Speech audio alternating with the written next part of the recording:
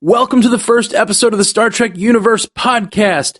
We are going to be your source for Star Trek, all kinds of Star Trek things. And today we're going to talk about why we are doing this podcast, about our love for Star Trek and where it comes from and what we love about it. There's all kinds of ways to love this stuff. And we're going to talk about what we specifically love. And maybe you're this kind of fan we are, and maybe you want to listen to this kind of cast. We're a weird kind of fan. I think you'll find that soon.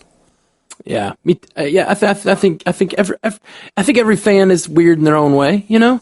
So stick around. After this ad, we're going to talk a lot about Star Trek. Stick around.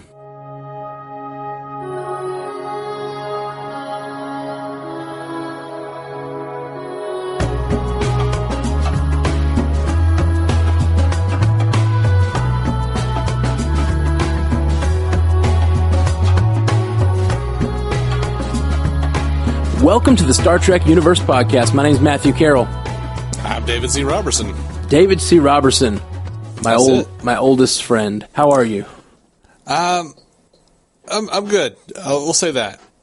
I'm really excited personally. Are you? Yes, like me and you. You know, I often hear you on the DC On Screen podcast talk about how you and Jeff were doing your podcast for years in your kitchen before you were recording. Me and who? I call him Jeff. Jason. You called him Jeff. Sorry. Jeff is my J guy. Your J guy. You're Mr. J. Let's talk about your Mr. J. We both have other podcasts. I do the Marvel Cinematic Universe podcast. Dave does the DC On Screen podcast. So if you liked this today, check that out. But today we're starting our Star Trek podcast, and you guys often talk about how you were doing that for years in your kitchen before you got on mic. Well, my thing is we've been doing this podcast since we were 6 years old, standing outside church, trying to avoid getting involved. And then like, oh, we got to go to the bathroom.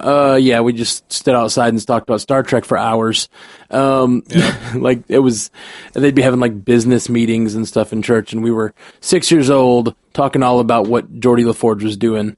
It's just, you know, this is where my real fandom comes from, is like conversations with you back in the day, from the time we were 6, till now. And so we're finally moving that onto a microphone. Yeah. It's weird that we haven't before, but yeah, you know, yeah, well, I guess we've been busy. We both really got into podcasting and started podcasts and, about, universes that we love, and now it's, I don't know. To be honest, this is what's got me excited, and it's this episode is going to be on why we're doing this podcast, why we love Star Trek, and just this episode, and then all the others you won't be excited. Yeah, we're going to be talking about how much we hate Star Trek for the rest of time. No, this episode is all going to be a love fest, really, because the thing that inspired me to do this cast. The final straw, I'll say. We've been talking about possibly doing this cast for a long time. The straw was the announcement of this Picard series. Yeah, and that's not to say that the Picard series is the only thing we're looking forward to or excited about. No. But, you know, it's one of those things where, like, if you've ever tried to start a podcast, you know, you talk about it, and you're like, oh, yeah, it's going to be awesome, and we can do this. And then you go to look at actually doing it, and you're like, oh, this is insurmountable. It often is, and it's just your excitement level has to reach the point where it overcomes your desire to have free time. It is the truth of it. And I mean, the thing is, me and you, even while we weren't doing this podcast, even up till now, like I said, 6 years old till now, we were sitting on the phone talking like 3 a.m. conversations about what this Picard series might be. And I'm floored because. I don't think we had that foresight. What? What do you mean? You said we were 6 years old. We were sitting around on the phone until 3 a.m. No. Picard I said show might be. I said from age of 6 until now, we were having 3 a.m. conversations. Recently. When we were 6, we were talking about, you know, Worf and Geordi and Data, and now That's what's so exciting to me. Like, a big part of this kind of geek media for me is a continuing universe. It's one of the reasons I started the Marvel Cinematic Universe podcast, and my love of that universe, it really does stem from my love of Star Trek. Star Trek was the first thing to introduce me to, like, a big, all-consuming universe that is, you know, the first episode connects to the last, and I love that. And so them bringing Picard back means to me they're getting back to the prime timeline, and that's a big part of what excites me. Yeah, I am not one of those who subscribes so far to the theory that Discovery is part of the prime timeline. Like, they have to actually convince me of that. Right, and again, our next episode is going to be on what we love about which casts we love, which Treks we love most, and ranking them. And I think we will get into that when we discuss Discovery. About there are some differences, and that is something I look for in a Star Trek series is consistency from between it and the other material. And Discovery is not ranking super high on that level right now. And if they wanted a future show, they should have just gone to the future is my take on it. But I don't want to be negative. I want to talk about why I love Star Trek. And we will have all the negative time, I'm sure. Cause there's lots of bad stuff too, to be said. There's, is it 50 years now yet? How many years have we, Star Trek? This, 58 maybe. Wow. So. Is it 58? No, it would be 66 to 52. 52. Yeah, it's 52. So I'm just pumped for them to get back to the prime timeline, and not only the prime timeline, more connected to any Star Trek a Star Trek series that stars a main character from a previous Star Trek series, which, I mean, Worf continued his life on DS9 for a few seasons, but that's the closest we've gotten to that. Yeah. It's weird that he's in like more Star Trek than anyone. Yeah, I wonder if Picard's coming back, or Stewart is coming back just to try to work his numbers up. I'm not sure he can usurp Worf in any capacity. That's probably true. Worf's got a lot on him. The other thing that does excite me, and you talk about I think probably the main negative of Discovery is the seeming lack of continuity, and the fact that I don't think the changes they're making, I don't think they're planning to explain. I think they think, this is just the way they look in this universe, or at this time. Are you talking about the Klingons? Oh, the Klingons, the ships. They have claimed that the Klingons will be explained. They've also claimed that everything else will be explained as well. But then also Kurtzman has gone back and kind of said, "Well, I mean, I trust liberties with the aesthetic."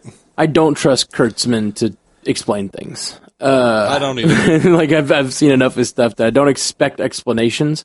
But I do expect interesting stories, and the thing that I am very encouraged by in Discovery, even though it is a TV show, even though it is only a streaming on CBS All Access, which is a whole different thing we can get into, but it's a greatly produced show. It is. It looks gorgeous. And I think the writing is pretty good. I think it's pretty good. I won't say it's great. The first 2 episodes were rough for me. But I actually really hated the first 2 episodes. And I was pretty close behind you, man. Yeah, I was really down on the first 2 episodes. But pretty much everything after that, and especially the second half of the season, I think they really got into really good stuff. And we should give a spoiler alert. We'll probably talk about everything Star Trek, and that may have been at the beginning of the cast. We haven't recorded our intro yet, so that might be something that's at the beginning of the cast. But we'll be spoiling all kinds of stuff probably.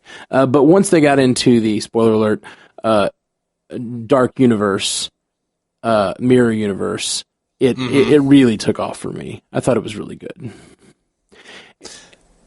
Yeah, absolutely. I mean, I think it was like beautiful. Like I loved it. Episode 3 on. Like I was a fan of the show. Yeah, me too. I was definitely a fan season episode 3 on, but I think the Dark Universe was just the kind of Star Trek that I used to just read books about, and a lot of that literally was in the Dark Universe, like the Mirror Universe. I read a lot of books about the Mirror Universe over the years, and that's the thing. There's a long drought of TV Star Trek. And me and Dave, for a lot of years, read a lot of books and just really got into Star Trek. I think at the apex of our reading, it was while it was still on the air. Like we were, right. It was while we were DS9 was still on the air. Yeah, that's true. Which we should probably not get past talking about why we love Star Trek without talking about DS9. I think DS9 is an amazing show. I do too. So I did not believe, I didn't watch it the first 2 or 3 years in first run, but then you convinced me to go back and give it another shot. Oh, that's neat. I didn't remember that. Oh yeah. Yeah. I was like, it's become a soap opera. I don't know, Troy's kissing a guy every week and it's always a different guy, and that's weird. And like Riker, will they, won't they? Or will she with Worf? There was a whole thing. Oh yeah. And that was really just 2 episodes with Worf. Right. But I was a kid. I was like, yeah. This is a soap opera now. It has romance. I'm out. And I don't think I realized that DS9 was not an Enterprise. I thought it was like a future Enterprise because the uniforms were different. Oh, I yeah. didn't really give it a lot of attention. I was just like, what is this? I don't know. Yeah, I remember my first memory of DS9 is being in my bedroom. I don't remember what year it came out. What year did it come out? 93 or 94. So I was under 10. And seeing... Or was it 92? I'll look it up. I was under 10. I was 9 or 10, 8 years old, something like that. And I was sitting in my bedroom watching a black and white TV. And an ad came on for it. And I was a big TNG fan at this age. As like I said, 8 or 9 years old. Loved Data, loved Geordi, loved Worf. And then I see this little asteroid going across the screen, and they did I wish I remembered what the ad was about. I just remember seeing it, and it was before the days I had any magazines, obviously before the internet, and it was just they played a 1 or 2 minute ad for the next for Deep Space Nine, like a year before it actually came on. And it was the middle of the night. It was something like 1 or 2 in the morning, and I was sneaking little black and white TV in my bedroom watching like an old movie or something, and they played an ad for DS9, and I was like, what? And I remember telling you about that, and you were like, what? Yeah. I don't know about that. Another Star Trek series. So weird, the different times we lived in. Yeah, that was 93. January of 93 is when it premiered. And I remember watching. They had a big Friday night they had a big Friday night premiere on one station, and then it started running in syndication somewhere else on a different network or a different station. But I think because our Fox station WCOV in Montgomery played the 2-hour pilot, and then. I don't know if they continued to air it there, but it wound up going to our CBS affiliate. Right. Anyway, that's not terribly important. There was a tangent. But. Such a confusing time for media. This will be on this night, on this channel, and now it's over here, and now it's a different channel. What? What is happening? Yeah. So in that way, probably CBS All Access is at least a little easier to follow. Yeah. Even though we're paying monthly for our Star Trek, which is kind of feels exploitative, but we're at least getting Star Trek, and it's being delivered to us in a way we can actually follow it. That's pretty great. We were 10 years old, man. 10 years old. Yeah. I mean, and I saw that. I was 9. If it's 83 January, I was 9. I turned 10 that year, and so a few months. Yeah, then I guess I would have been too. Yeah, it was even a few months before that I saw the ad for it. So I was probably 8 years old, maybe just turned 9, and I saw an ad for this thing, and it's still indelibly implanted in my mind the memory of seeing the ad for Deep Space Nine. Oh man. Oh yeah. Good times. I remember all that, dude. I remember being like 3 or 4 and watching the original series every night on WCOV with my parents. Like, I remember when TNG came out, and I was like sitting, like I was probably 5 or 6, sitting with a box of Cheerios, and they had like Picard and Worf and Riker on the back, and I'd be going like, which one is Kirk? Like, which one? Where's Spock? Which one is supposed to be Spock? That's true. You go back further than I do with Star Trek. I actually hated TNG. I was like, I must have been 6 or 7. And I didn't like, I must have been 6-ish, because that's when we became friends, around 6. I did not like Star Trek, and my parents would watch it every night, like every Friday. And at the time, it's a different time, we only had one TV. In our house, this is before I got my little black and white deal for my room. My family only had one TV, and so my parents liked to watch Star Trek, so it was the only thing we were allowed to watch. And I would complain and whine that we were watching this stupid science fiction show. And then at some point, I just sat in front of it enough times that I got interested in Data, I think, first. Data and Geordi and their friendship. And then I just slowly got consumed into it, and then suddenly I was a way bigger fan than my parents ever were. They were very casual. They weren't really science fiction fans. They just liked Star Trek. You know, it was just a show that they watched, like as if it were just like an NYPD Blue or whatever. Like it was just another show that came on that they liked, which I don't even understand that kind of fandom. Like I'm such a, if I really like something, I'll watch every episode, and I got to see it all. And I'm such a completist. My parents are just, well, whatever's on, we'll watch it. We haven't seen anything in 3 seasons. It doesn't matter. We'll catch up. And it's true. Most TV's that way these days. Most TV's still that way. But yeah, just a different kind of people. Yeah. That always confused me about your parents. Like, and you were a lot like that when we were growing up, where you were like, hey, let's watch U.S. Marshals. And I'm like, yeah, but that's like a sequel to the thing. And you're like, I haven't seen that. And you're like, oh, it doesn't matter. I'm like, what? Yeah. It totally matters. You're talking about The Fugitive and U.S. Marshals. Yeah, The Fugitive. That's a made up example, because I had definitely seen The Fugitive. No. That's not a made up example. It is, but too. It was reversed. It was reversed. That's what I'm saying. Is like, you were saying I should watch the U.S. Marshals, and I'm like, I have not seen The Fugitive. Oh, okay, gotcha. Sorry. And you said it doesn't matter.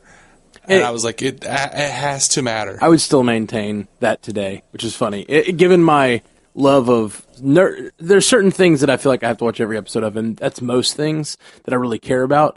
But like U.S. Marshals, it's literally like there's a character that is the same in those 2 movies, the Tommy Lee Jones character, but he has no arc in either movie. He's just an FBI agent. I still haven't seen either of those movies, so I wouldn't know. Yeah, there's no arc to care about. So I would still, like, I don't think that was me being that kind of fan. That was just me having seen the movies and being like, it doesn't matter. There's no connection. I still couldn't do it. I know. We're both near the end of the spectrum on that sort of thing. I'm just a little further toward what my parents are. So the other thing, obviously, to be excited about going forward in Star Trek is the Kelvin timeline.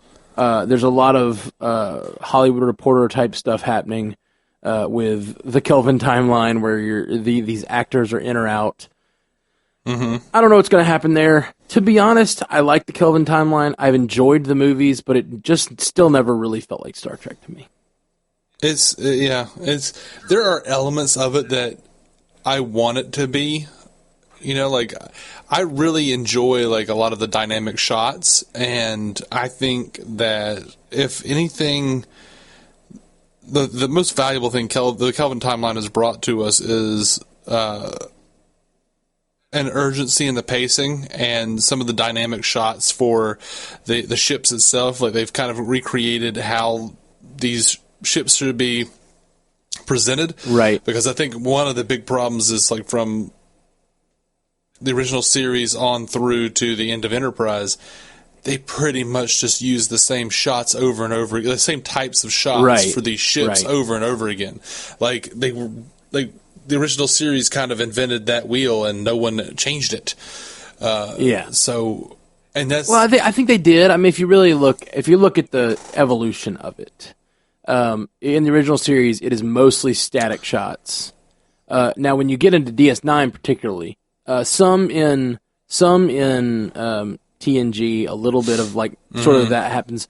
A little bit of movement happens. The ship moves, which is interesting. I'm not sure the ship didn't move a whole lot in the original series. But in DS9, they go to like a dog fighting model in a lot of things. They do a lot of that, and even in Voyager, there's a good bit of like little ships passing by the bigger ships, firing at them and stuff. There's some dynamic movement and like actual space battle. Instead of it feeling like a submarine, which is kind of the model that the Kirk's time had, it starts to, like I said, feel more like dogfights. And now they're just shooting it in a way that action movies feel today. And I have no problem with that. That is definitely not my problem with the Kelvin timeline. A lot of people. I could go real deep on this. I'm trying to like focus my thoughts because I could go real. I'm putting a little mind meld thing on my face, trying to mind meld with my own thoughts. Okay, so a lot of people really don't get down on the Kelvin timeline because they're too action oriented. I don't mind action oriented as long as there is heart and substance behind it, which I think is where people get into People think, oh, you Star Trek fans, you just want it to be more boring. There's that great Onion article from years ago. It's like an Onion video, and it says something like, Star Trek fans upset that the 2009 Star Trek doesn't have enough long committee conversations or whatever. No, it was something like doesn't have enough long tables with board meetings or something. Long boardrooms, boardroom meetings, and like.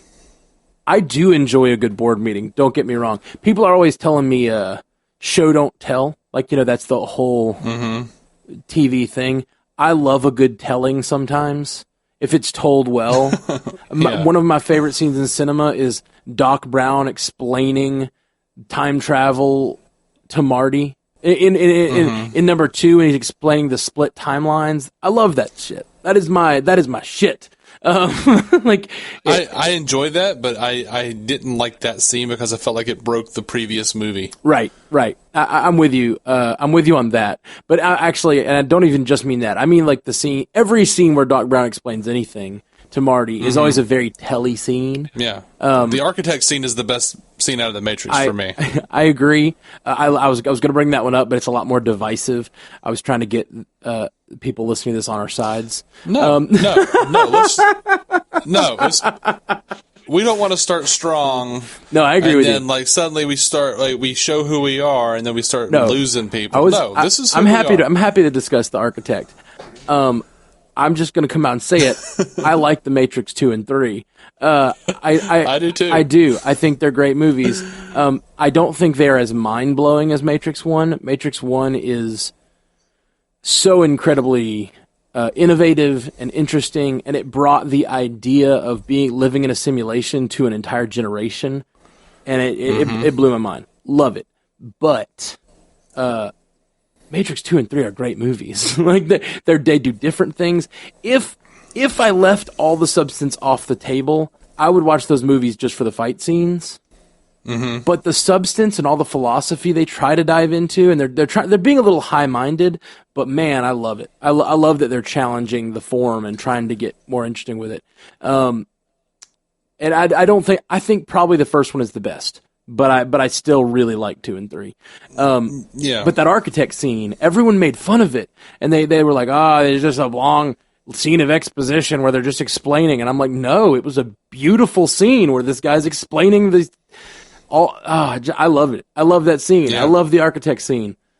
It was done with panache too, man. Oh, yeah. I dug it. All those screens in the background with the different versions of Keanu Reeves freaking out or having different reactions. So good. And they're just calculations in the mind of the architect. I love it. I love it so much. And so, and that's one of the reasons we're doing this podcast is we don't have the same perspective that all Star Trek fans do. A lot of Star Trek fans are very utopian in their thought process. Humanistic. They're humanistic, and I'm not saying I have no humanist bent in me, Right. but I like a good story, and I definitely, I think Joss Whedon said it best about Star Trek. Someone asked him about Star Trek, and he said that it was sanitized for your protection. Yeah. And like the worst worst Star Trek, that's true of. I think some of the worst Star Trek Voyager is just too sanitized, and they're scared to allow the characters to have flaws. Mm-hmm. And that's more importantly, conflicts. Yeah, or more importantly, conflict. Like they're literally. I think this was a Rick Berman or a wasn't there like basically a rule that they couldn't really have conflict on the ship? They had to have the conflict all had to be external at some points. Yeah, and that didn't come from Berman. Berman just acquiesced and held up a rule that Roddenberry had created, and Roddenberry forgot that his Federation characters had conflict all the time on the original series, but by Next Generation, he'd kind of, I feel like he had bought into his own hype, and there was all sorts of weird stuff, like in the 70s, there was, I think it was like an excerpt from James T. Kirk, supposedly. It was written by Gene Roddenberry, supposedly. I say that, supposedly. In the motion picture novelization, where he talks about how everyone on Earth is very, very liberal, and all of Starfleet is very, very conservative, because it takes like basically dumb conservative military people to like go out and explore the outer reaches of space, because everyone on Earth is too liberal and too soft.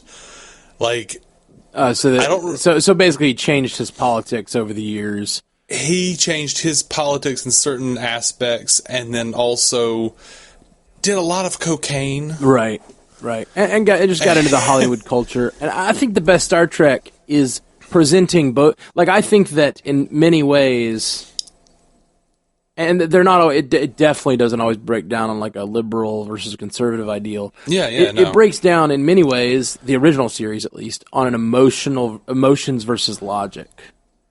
Mm-hmm. That's what's so beautiful about the original series is you've got McCoy on one side, Spock on the other, in almost all the best episodes. I feel like almost every one that really hits home with me is those two on either sides. They're the angel and the demon on Kirk's shoulder, and depending on the episodes, they might swap sides. Like it really, one is leading with his emotions and his heart, and one is trying to lead with their logic. And it's Kirk's job. And what I love is at the time it would have been really easy to just always say the alien's wrong or something like that. Star Trek is so cool and progressive in that way that like, he's not trying to decide between like.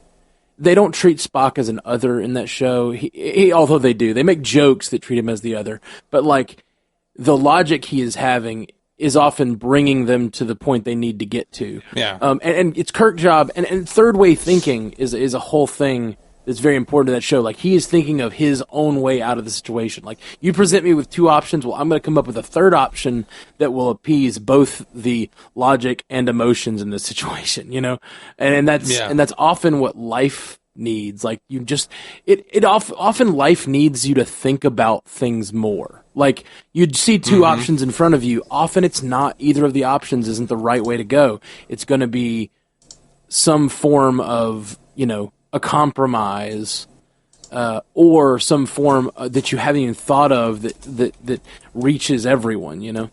And I think that's the same way with all the stuff that's dividing us these days, whether it be politics or whether it be gender or whether it be whatever. All the things that divide us, a lot of it, there are logical ways we can come to conclusions that will be best for everyone. Not all things. Some things should be settled, but like we really need to come. come with some new options. I like people with ideas, and I think Star Trek is all about ideas.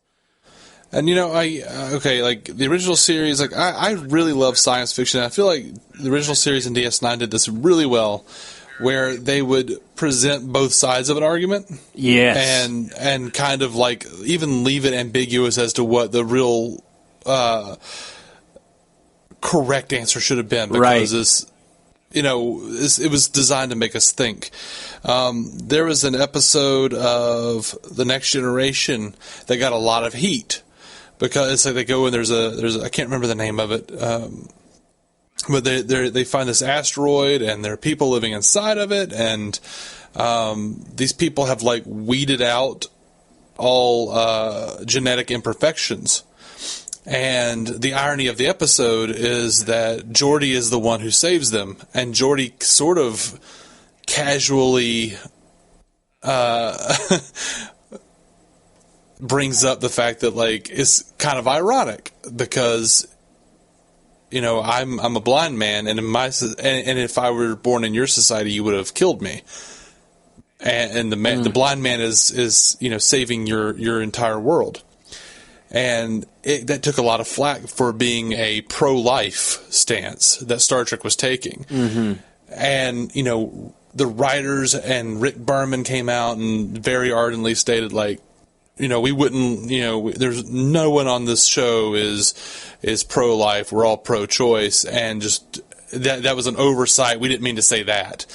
And I just felt like that was a really cowardly and stupid way of going about it, because that is a pretty interesting argument to just kind of throw out there and let sit and let people take from it what they would.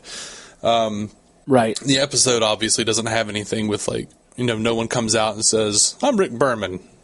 I just want to point out. Right. But they're acknowledging that in the episode, in the writing of the episode, they are acknowledging an argument that goes against what they fundamentally believe. And I think that is important in fiction. When you write a character, we just had on the Marvel Cinematic Universe podcast, we just had a big episode where we talked about the ethics of the MCU. And one of our big conversations in that was to talk about what we think about people bringing their political views into their fiction. And I think it's great and fine to bring your political views in your fiction, but to make an empty suit or a straw man of the other side is you're doing yourself and everyone watching a disservice. Like, you have to, the people that you disagree with are not always idiots. They just have you differ in your opinions. And if you're not working to understand the opinions of the other side, then you're not truly even fighting the battles you want to fight. You're just screaming into the void. Like, you're screaming you're preaching to the choir, screaming into a void. You're not going to impact anyone who disagrees with you if you're not understanding why they disagree with you. And not to mention, you might evolve in your own opinions if you allow yourself. But we're so demagogic in this society, and we're so separated that we don't take the time to listen to other people and other views. And I think that is, I think it's a great time for Star Trek to introduce ideas and let them fight it out in fiction. And of course, whoever's making the fiction has the ability to put their weight on the scale, their thumb on the scale to tip it in their direction. But that if you make a reasonable argument and then you give them if you make a reasonable argument and the person you're arguing against in the fiction is actually more realistic, you have done your due diligence, I guess, and your argument is much more compelling instead of just feeling like, I don't know, like you're just it feels like a vanity project or dumb. Yeah, I absolutely don't want to see I don't want to see Star Trek just be like a mouthpiece for either political party. Me neither. I am somewhat of a middle of the road kind of guy, and even beyond that, even if I wasn't, I would be much more interested in watching something that, like, especially it being Star Trek and it being like, we're going to disguise all of these, current day problems in science fiction. We should probably do that with the politics too. Like, yeah, absolutely. And they already are. They already are with the new show. It is very clear. It is very clear with Discovery that those are some MAGA Klingons.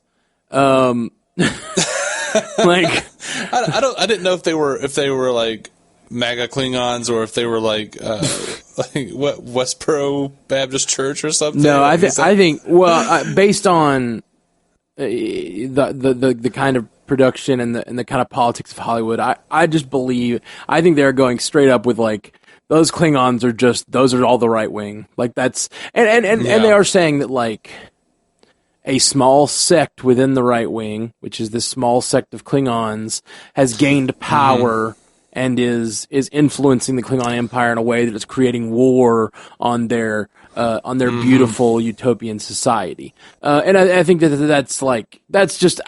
nothing's been more clear to me than like that analog. And I think it's like in that first episode, and that's one of the reasons I didn't like the first episode was how bald-faced the Klingons were. Two things: evil and clearly evil, and just sort of like ancient. They're following their ancient mystic ways. Like it felt like they were straw men completely in that first episode, and then on top of that, they were just clear analogs to what was going on politically, and it just felt like you're not presenting anything that's going to change any hearts and minds, if that's what your goal is, and I feel like it was. Like I'm not sure that I agree with that completely. Like I feel like part of the problem with that is like they did kind of set it up that way, but they also like tried to balance it out by making them a very rich culture. And they tried to like make it well-rounded in a way that like bored me. Because it was like, here's all this crazy shit they're doing, but also look at these etchings. Clearly, this is a long and honorable society.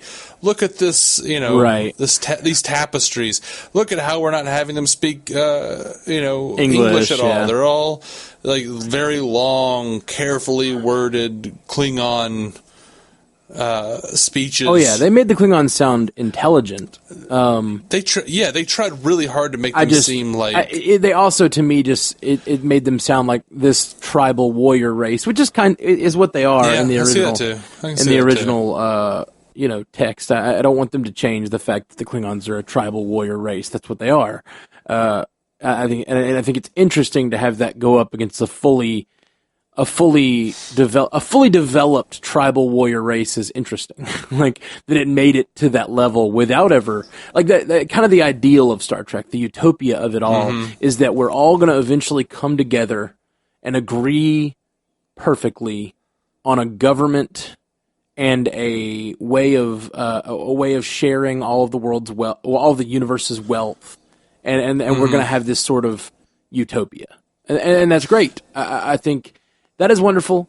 We can talk about the politics of that sometime, but to have the idea that there could be a race that develops space travel that is still warring within itself and having this sort of tribal feuds and stuff is weird. It's weird and it's interesting, and it's I think it's trying to be an analog for a lot of things that we face here on Earth, but it's so far in the future that the idea of that always is weird to me, even as someone who doesn't fully fall on one side or the other, and I don't know that that pure sort of liberal utopia is a possible world.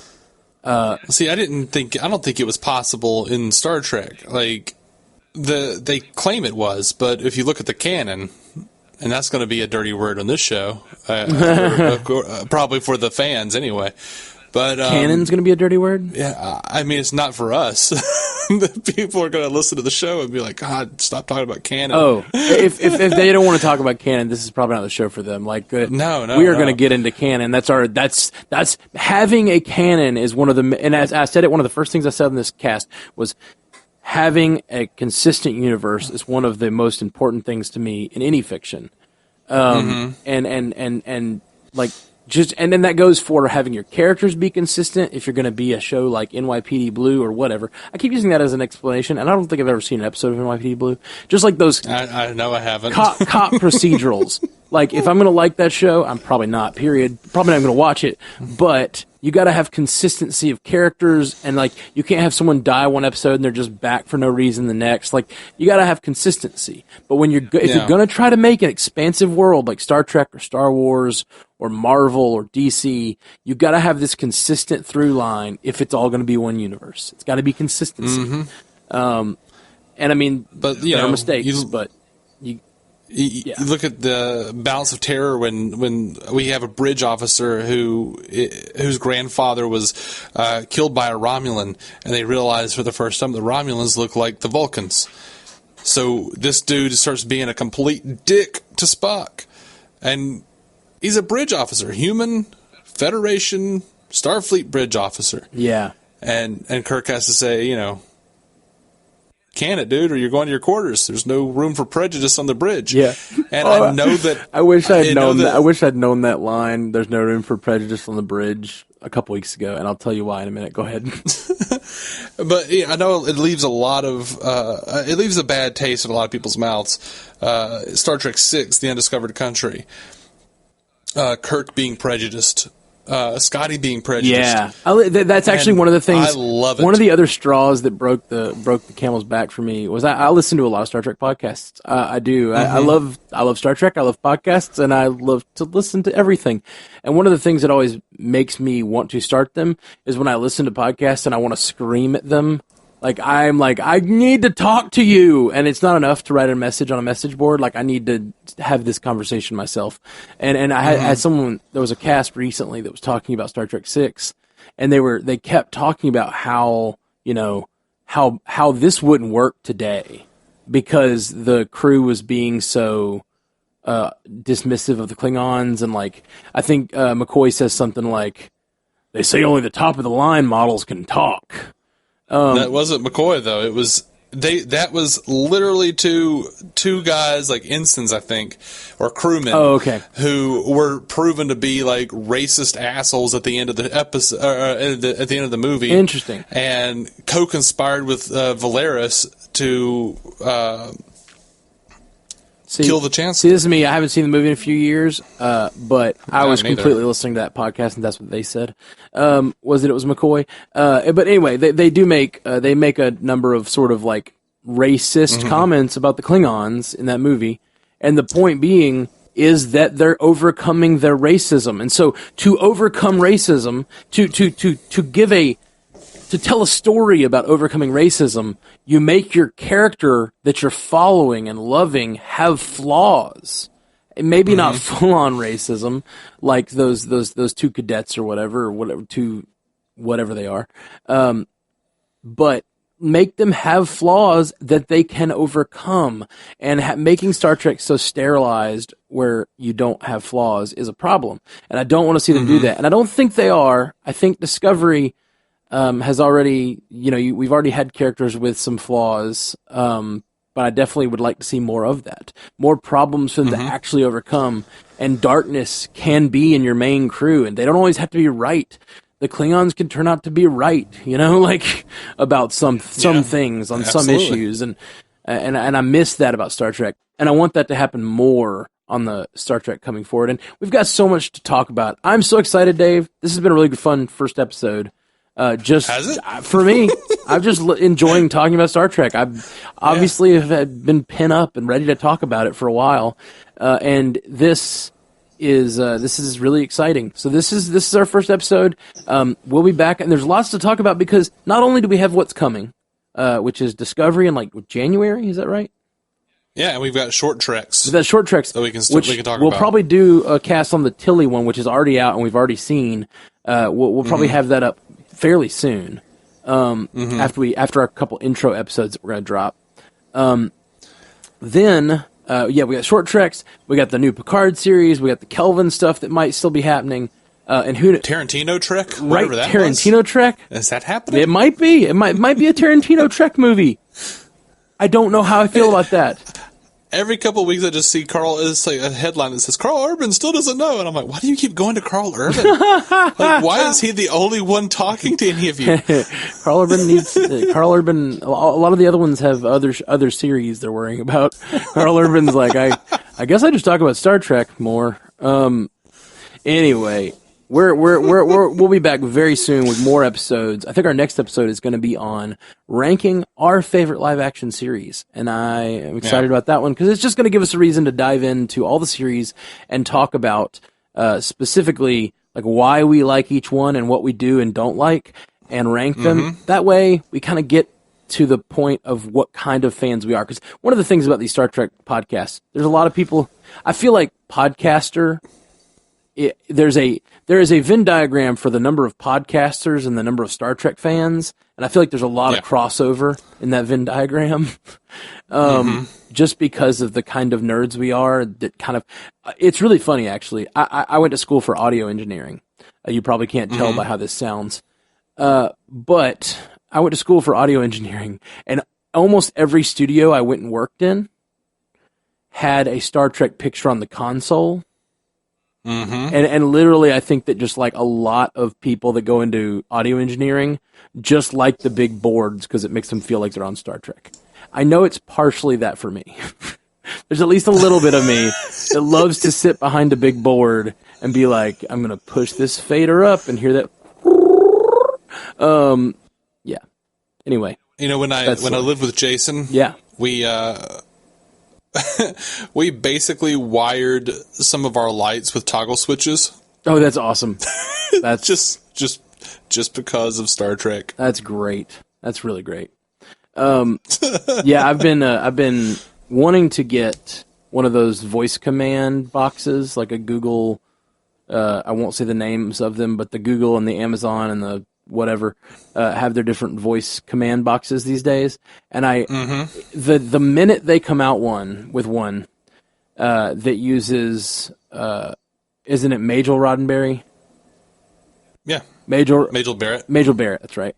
The minute they come out one with Majel Barrett's voice, which I'm sure they can get enough of from all the different series. And one that I can like turn my lights on and stuff, and I can call computer. I will be buying one immediately. So I'm just putting that out into the universe to the Amazon and the Google people. I know sometimes you can change the voices on those things. If I could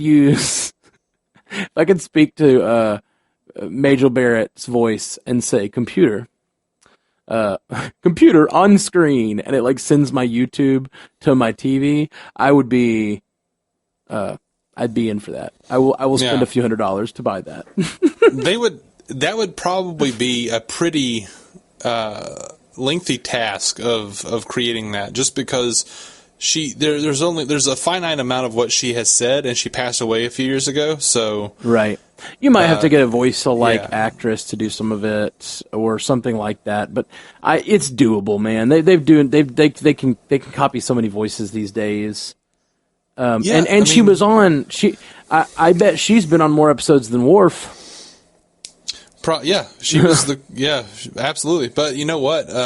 They did unleash that. They didn't really unleash it. They have that.